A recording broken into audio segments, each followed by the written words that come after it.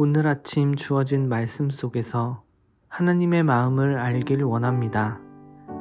다 함께 사도신경으로 우리의 신앙을 고백하겠습니다.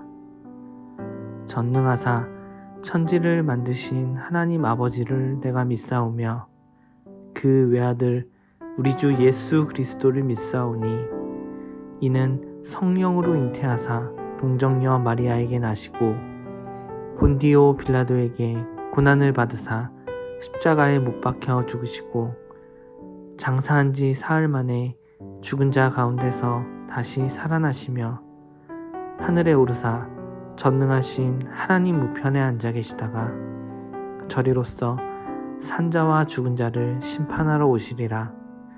성령을 믿사오며 거룩한 공회와 성도가 서로 교통하는 것과 죄를 사하여 주시는 것과 몸이 다시 사는 것과 영원히 사는 것을 믿사옵나이다. 아멘.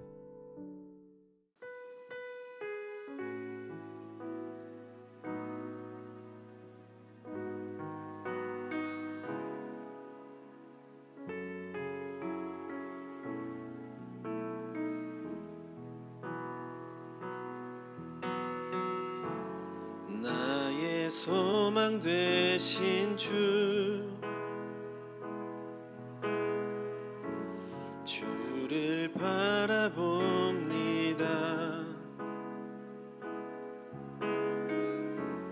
다시 오실 나의 왕 예수,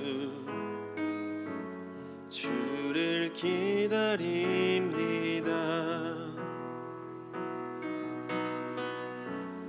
나의 소망 되신 주를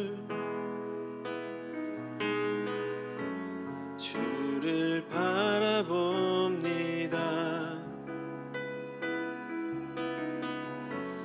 다시 오실 나의 왕 예수, 주를 기다립니다. 밤이나 낮이나 어제나 오늘도 영원히 주만 찬양해.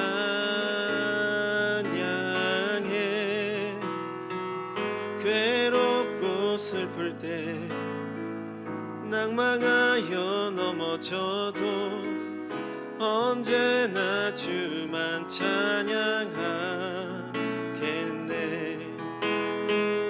밤이나 낮이나 어제나 오늘도 영원히 주만 찬양해. 괴롭고 슬플 때 낭망하여 넘어져도 언제나 주만 찬양하겠네.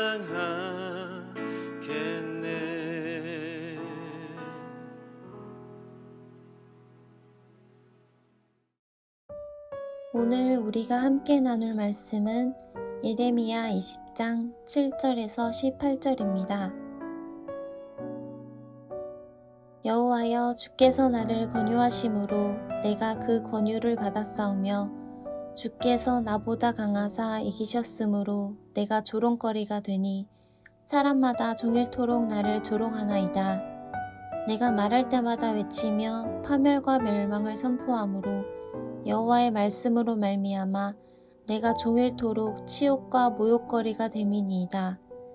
내가 다시는 여호와를 선포하지 아니하며 그의 이름으로 말하지 아니하라 하면 나의 마음이 불붙는 것 같아서 골수에 사무치니 답답하여 견딜 수 없나이다. 나는 무리의 비방과 사방이 두려워함을 들었나이다. 그들이 이르기를 고소하라, 우리도 고소하리라 하오며 내 친한 벗도 다 내가 실족하기를 기다리며 그가 혹시 유혹을 받게 되면 우리가 그를 이기어 우리 원수를 갚자 하나이다. 그러하오나 여호와는 두려운 용사 같으시며 나와 함께 하심으로 나를 박해하는 자들이 넘어지고 이기지 못할 것이오며 그들은 지혜롭게 행하지 못하므로 큰 치욕을 당하오리니 그 치욕은 길이 잊지 못할 것이니이다. 의인을 시험하사 그 폐부와 심장을 보시는 만군의 여호와여, 나의 사정을 주께 아뢰었사온즉 주께서 그들에게 보복하심을 나에게 보게 하옵소서. 여호와께 노래하라. 너희는 여호와를 찬양하라. 가난한 자의 생명을 행악자의 손에서 구원하셨음이니라.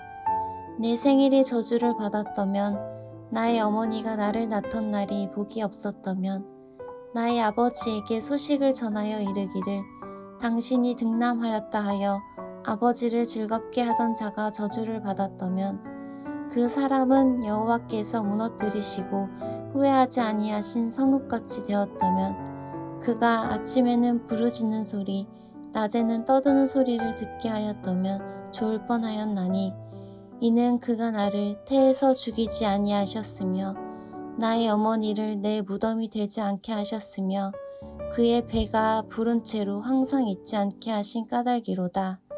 어찌하여 내가 태에서 나와서 고생과 슬픔을 보며 나의 날을 부끄러움으로 보내는고 하니라. 아멘. 반갑습니다. 오늘 예레미야 20장 7절부터 18절을 중심으로 담음이라는 주제의 말씀을 함께 나누겠습니다. 자, 어제까지의 말씀을 한번 생각을 해보시면 예레미야는 하나님의 말씀을 백성들에게 있는 그대로 전했던 게 전부였습니다. 근데 그것 때문에 끌려다니고 매를 맞고 심지어 목에 나무고랑까지 차게 됐죠. 근데 그게 성도의 삶이다 라고 말씀을 드렸습니다. 우리가 하나님의 일을 했으니 하나님께서는 우리에게 있는 모든 고통을 막아줘야만 된다, 그게 마땅하다라고 생각할 때가 많습니다. 그러나 하나님은 우리와 그런 식으로 거래하시는 분이 아닙니다. 하나님은 우리의 아버지시죠. 그 말은 나보다 나를 더 사랑하시는 분이라는 의미입니다. 그래서 단지 우리에게 잘못이 있어서 네가 그런 일을 당한다 라거나, 또는 하나님이 능력이 없어서 우리가 그런 일을 당하는 걸 막아줄 힘이 없다, 이런 의미가 아니다 라고 말씀을 드렸죠. 종과 자식의 차이를 말씀을 드렸는데요, 종은 시키는 일만 하면 됩니다. 종에 대한 어떤 기대치가 없습니다. 그냥 거기까지입니다. 근데 자식은 그것과 다르죠. 가르칩니다. 훈계를 하고 때려서라도 가르칩니다. 왜 그럴까요? 부모의 마음을 알아야 하기 때문입니다. 부모의 마음을 계승하는 자리까지 가야 하기 때문이죠. 그래서 지난 주일에도 말씀을 드렸던 것처럼 성경에서 가장 무서운 형벌은 무엇입니까? 내버려 두심이다 라고 말씀을 드렸죠. 그게 왜 무서운 형벌입니까? 하나님이 안 지켜주면 어떤 일이라도 당할 수 있기 때문이다. 그렇지 않습니다. 내버려 두심이 가장 무서운 형벌이 되는 이유는 너 내 자식 아니야, 이게 무서운 겁니다. 부모는 자식을 그냥 내버려 두지 않습니다. 가르치고 때려서라도 훈계하죠. 그게 하나님의 이끄심입니다. 예레미야가 고통을 당했습니다. 하나님은 왜 가만히 계셨을까요? 그게 하나님의 이끄심이었던 거죠. 예레미야는 고통을 당하는 내내 하나님이 받으셨던 모욕, 이스라엘 백성들이 하나님을 조롱했던 거, 우상 숭배하면서 모욕했던 거 다 느끼게 되죠. 우리의 삶도 마찬가지입니다. 우리가 고통을 당하는 이유는 뭘까요? 하나님의 이끄심입니다. 우리가 그분의 자녀이기 때문입니다.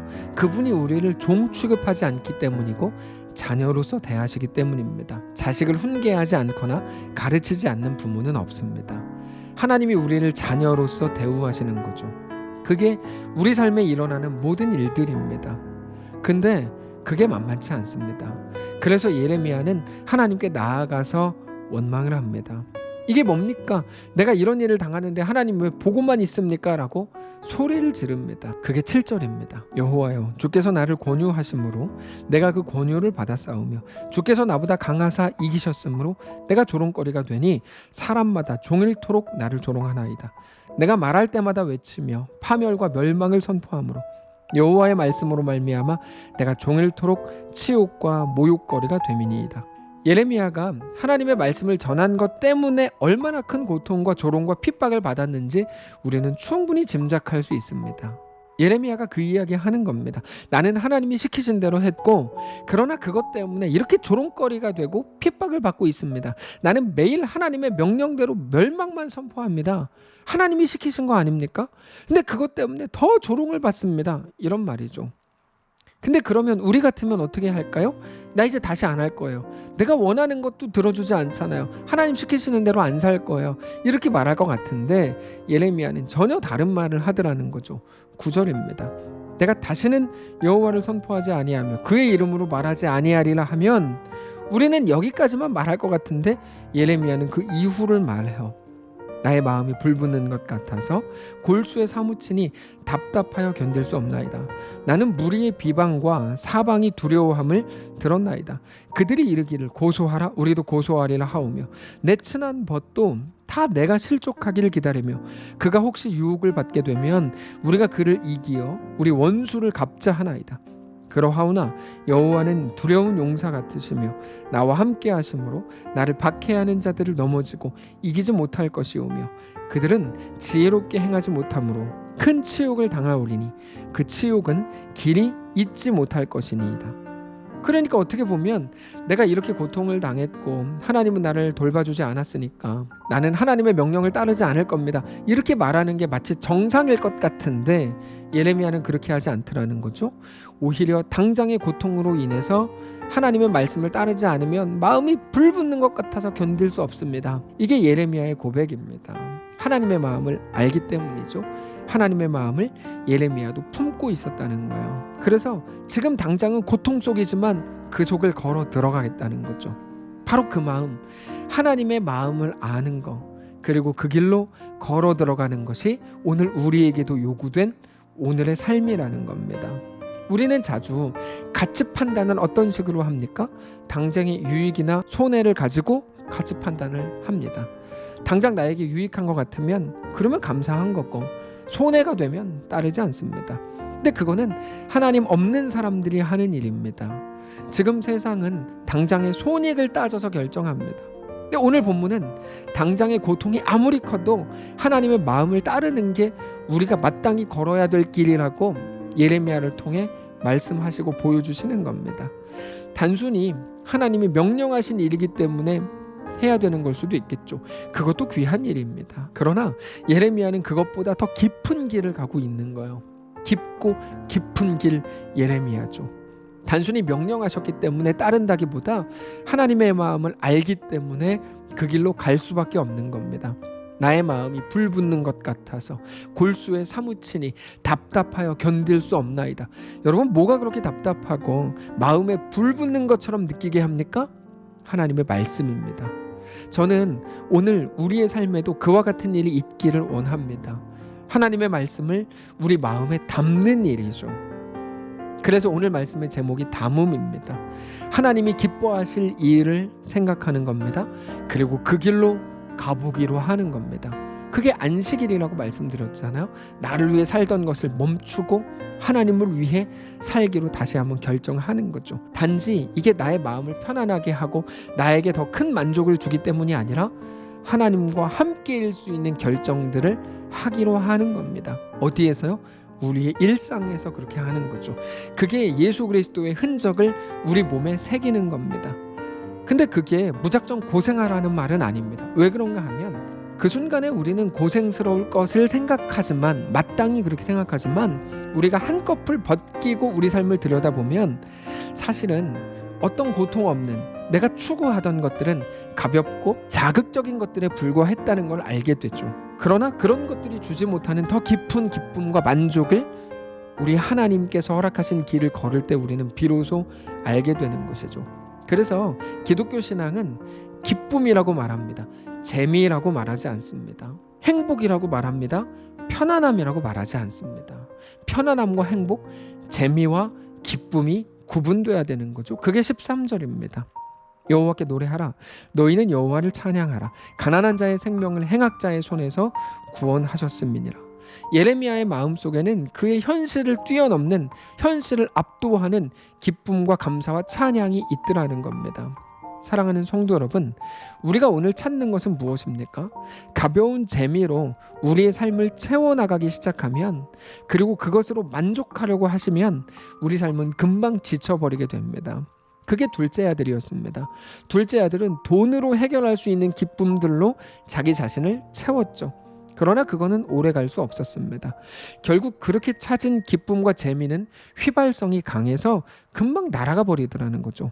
그러나 예레미야가 찾은 이 기쁨, 이 만족과 행복은 예레미야를 그 깊은 고통 속에서도 넉넉히 걷게 하는 힘이 되더라는 거예요. 사랑하는 성도 여러분, 오늘 우리의 삶에 하나님의 말씀을 담으시기를 원합니다.